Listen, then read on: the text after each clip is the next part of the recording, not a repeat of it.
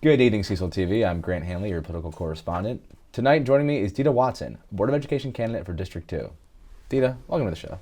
Thank you so much. Pleasure to be here. Yeah, thank you so much Appreciate for coming. it. Yeah. Dita, you have a really, in my opinion, cool background. Can you just kind of talk to us what it was like coming to this country as an exchange student?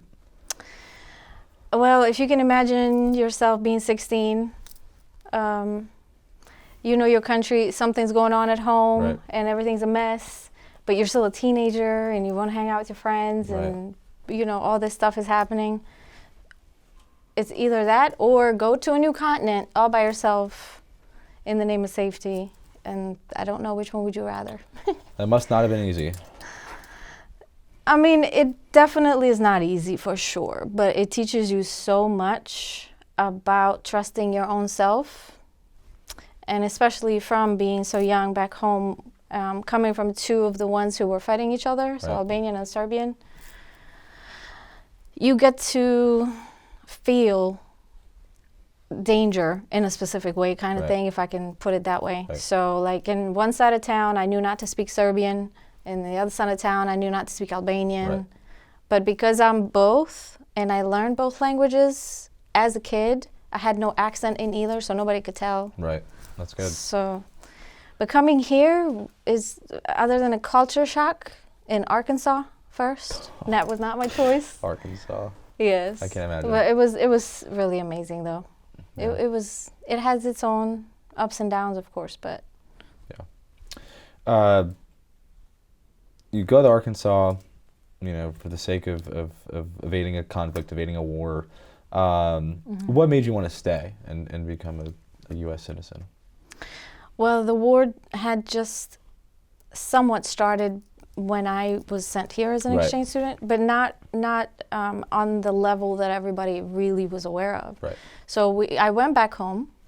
That was my senior year. So went back home for the summer, and then my older brother and I were supposed to go to Santa Monica College. So we flew back. We got the visas again and got the interview and all those things. And neither one of us wanted to go, but we did it for mom, and for some reason we got the visas.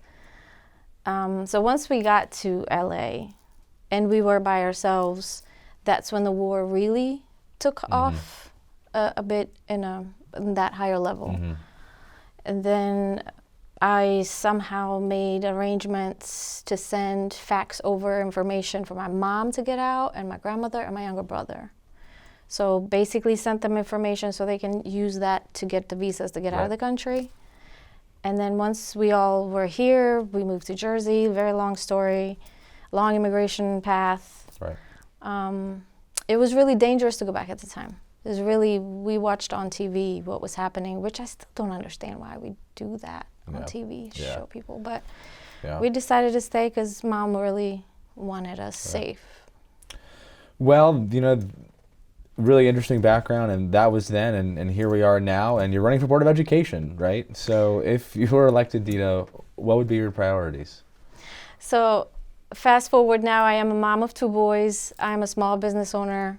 So I understand fully what freedom is, and I can assure you that when someone starts taking little bites of it away, you will know once you have lost it all.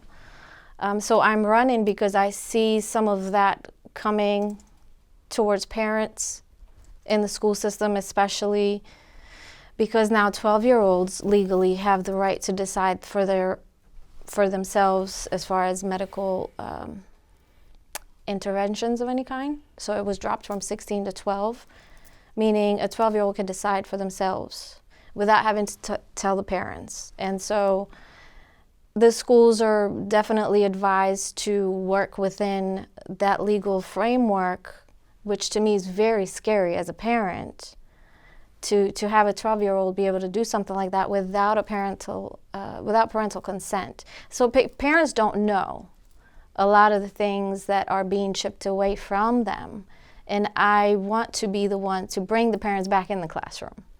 So do you think Cecil County Public Schools are facilitating these type of Unfortunately, concerns that you have? yes. Okay. Yes, especially, and I have looked and I know about the blueprint. There's very good points in there, but there is some of the very questionable ones which a lot of parents don't know about, like first, second, third graders learning about gender and sexuality stuff, which I have looked into the sources of that myself, and that could be a different section of everything. Sure. But it's very uncomfortable just to say that the hair on the back of my neck stands up.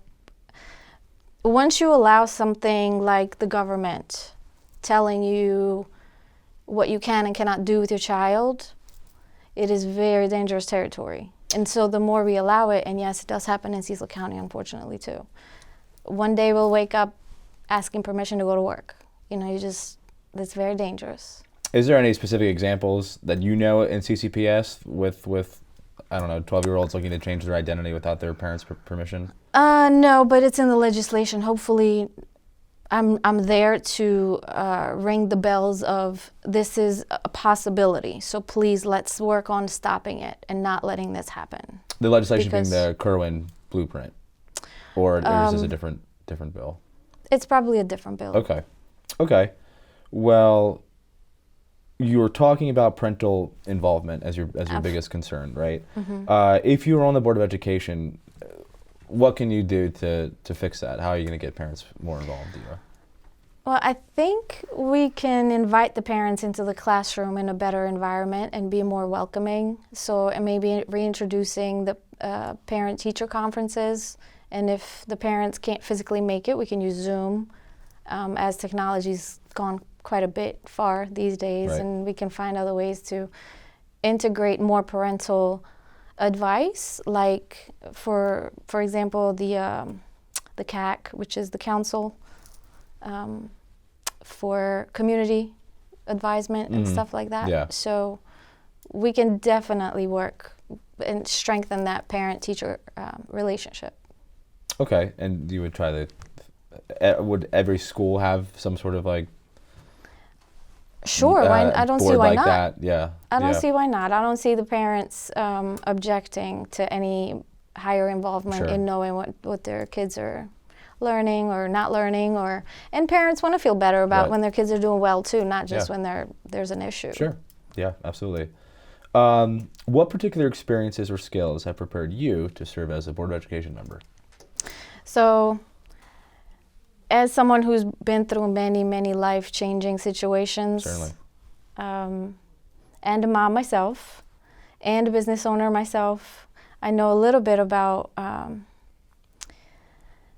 the right thing to do. So when it comes down to making decisions, I think I've proven myself to be quite successful at keeping myself alive and taking care of a whole family structure so far. Yeah. And when some of the things do come across my viewpoints that are like too much, too fast, too soon, definitely raise red flags. Right. And I would know where to look and read between the lines, especially because English is my third language and it's very hard. So some words are really difficult. You say them the same way, but they're spelled different, pronounced different. Weird language. Not only that, but then you have the legal description of the same word, which means something totally different. Right. So I think that would be my strength in strengthening the policies. Yeah. So we touched on the role of sex education in school, and we've touched on parent involvement. Is there any other issue that you feel is particularly happening within CCPS or higher education in general? Well, I believe the teachers are really in a tough spot right now. There's so much on their lap, and I think, including respect, things like that, discipline, accountability of the kids, and things like that, I believe are very, very important to the structure as to how they're going to successfully learn what they're supposed to be learning. Yeah. So that's definitely, I think SRO officers are a must a little bit on a larger scale than they are now. And I think just having them around in that environment, especially even from younger ages, will maybe instill a little bit more accountability and respect with the kids in general to grow up with. Yeah, that is interesting. So that would help. Right. you're flash forward. You're on the Board of Education. What do you see as the primary work of the board? What is your responsibility or duty at this point as a Board of Education member? So what I understand is that we hire the superintendent. We deal with the contracts. We are supposed to collaborate and have different opinions, successfully come up to the best way of positively influencing everyone, Right. including the teachers, the students, the parents, the whole community, and bringing them together. I think is the highest honor to do through the education system, Yeah. being on the board. Yeah. As far as academics, what issues do you believe your district needs to address? And when I mean district, I really just mean the whole school system. What do you mean? What do you think the school system needs to address in its academic programs and offerings?